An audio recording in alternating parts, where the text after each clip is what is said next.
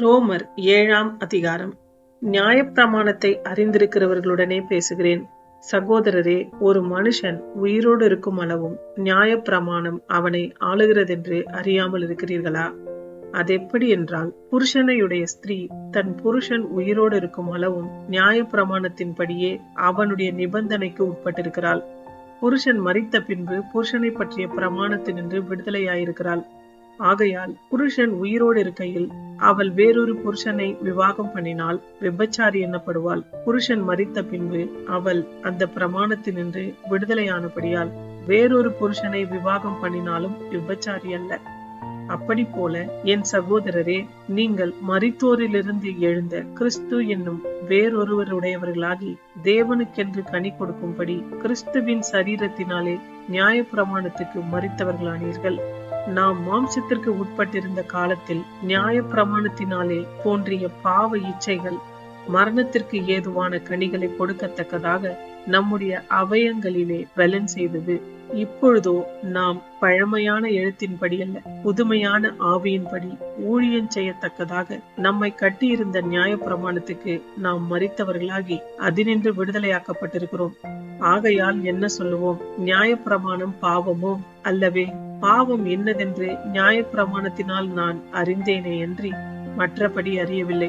இச்சையாதிருப்பாயாக என்று நியாயப்பிரமாணம் சொல்லாதிருந்தால் இச்சை பாவம் என்று நான் அறியாமல் இருப்பேனே. பாவமானது கற்பனையினாலே சமயம் பெற்று சகலவித இச்சைகளையும் என்னில் நடப்பித்தது. நியாயப்பிரமாணம் இல்லாவிட்டால் பாவம் செத்ததாயிருக்குமே. முன்னே நியாயப்பிரமாணம் இல்லாதவனாய் இருந்த போது நான் ஜீவனுள்ளவனாயிருந்தேன்.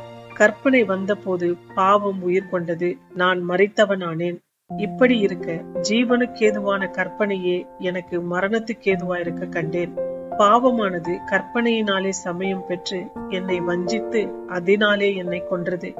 ஆகையால் நியாயப்பிரமாணம் பரிசுத்தம் உள்ளதுதான், கற்பனையும் பரிசுத்தமாயும் நீதியாயும் நன்மையாயும் இருக்கிறது. இப்படி இருக்க நன்மையானது எனக்கு மரணமாயிற்றோ? அப்படியல்ல, பாவமே எனக்கு மரணமாயிற்று. பாவம் கற்பனையினாலே மிகுந்த பாவம் உள்ளதாகும்படிக்கும் அது நன்மையானதை கொண்டு எனக்கு மரணத்தை உண்டாக்கினதினாலே பாவமாகவே விளங்கும்படிக்கும் அப்படியாயிற்று. மேலும் நமக்கு தெரிந்திருக்கிறபடி நியாயப்பிரமாணம் ஆவிக்குரியதாயிருக்கிறது. நானும் பாவத்துக்கு கீழாக விற்கப்பட்டு மாம்சத்துக்குரியவனாயிருக்கிறேன். எப்படி எனில், நான் செய்கிறது எனக்கே சம்மதி இல்லை. நான் விரும்புகிறதை செய்யாமல் நான் வெறுக்கிறதையே செய்கிறேன்.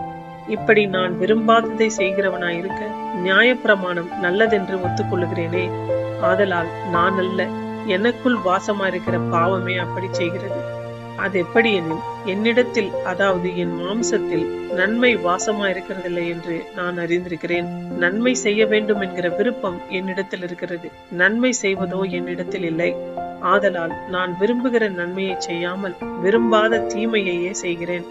அந்தபடி நான் விரும்பாததை நான் செய்தால் நான் அல்ல, எனக்குள்ளே வாசமாயிருக்கிற பாவமே அப்படி செய்கிறது. ஆனபடியால் நன்மை செய்ய விரும்புகிற என்னிடத்தில் தீமை உண்டென்கிற ஒரு பிரமாணத்தை காண்கிறேன். உள்ளான மனுஷனுக்கேற்றபடி தேவனுடைய பிரமாணத்தின் மேல் பிரியமாயிருக்கிறேன். ஆகிலும் என் மனதின் பிரமாணத்துக்கு விரோதமாய் போராடுகிற வேறொரு பிரமாணத்தை என் அவயவங்களில் இருக்க காண்கிறேன். அது என் அவயங்களில் உண்டாயிருக்கிற பாவ பிரமாணத்துக்கு என்னை சிறையாக்கி கொள்ளுகிறது. நிர்பந்தமான மனுஷன் நான். இந்த மரண சரீரத்தில் நின்று யார் என்னை விடுதலையாக்குவார்? நம்முடைய கர்த்தராகிய இயேசு கிறிஸ்து மூலமாய் தேவனை ஸ்தோத்திரிக்கிறேன். ஆதலால் நானே என் மனதினாலே தேவனுடைய நியாய பிரமாணத்துக்கும் மாம்சத்தினாலேயோ பாவ பிரமாணத்துக்கும் ஊழியம் செய்கிறேன்.